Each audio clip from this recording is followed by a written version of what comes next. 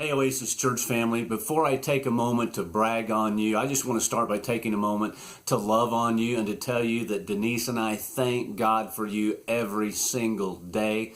And during this time that we cannot meet physically, but we can meet digitally, we want you to know that we are praying for you like crazy. We're praying for God's protection, His provision, and His presence in your life. And we sincerely pray that you experience God's love during this time of social distancing.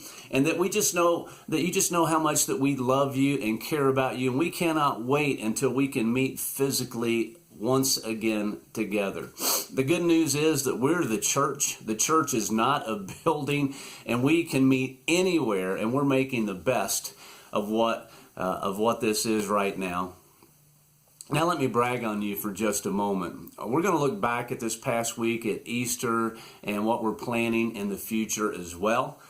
You've been awesome at inviting your friends to church online. We calculated that we had 1,022 people watching our Easter services, and we want to just celebrate that. We have prayed for years that God would allow our church to have 1,000 people by the year 2020, and because of you and because of this pandemic, that has been made possible, and we just celebrate that and thank God for that.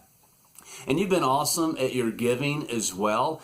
That allowed us to give about 50 additional backpacks filled with food to our community in such a timely manner. God's timing is always perfect. When the schools stopped, when they shut down their supplemental meal program, our church stepped right in and filled that need. And this past week, we gave over 50 packs filled with food to families that were in need. Our COVID-19 Oasis Cares Task Force assembled and handed out that much needed food to those families. Now I want to look ahead at what we're planning this Sunday. We're trying to make it easier for parents just to be able to engage their children in Kids Zone with the children's programming. So now all you have to do is to click a link, and then you'll be directly taken to Kids Zone and all the children's programming that we have available on Sunday. So we're just making that easier for you.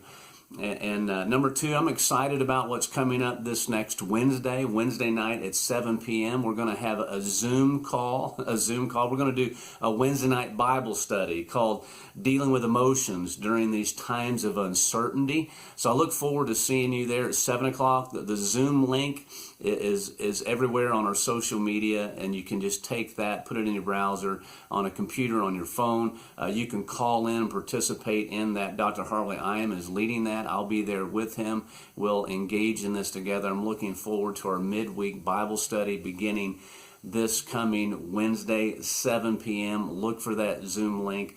It is everywhere. And let me just say something about giving. People have asked me, hey, I've gotten this stimulus check from the government.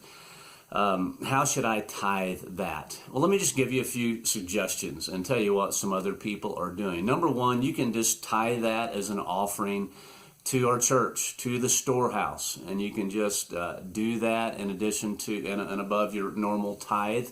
Number two, we were planning a facelift for the building this summer. That was postponed. That's put on hold.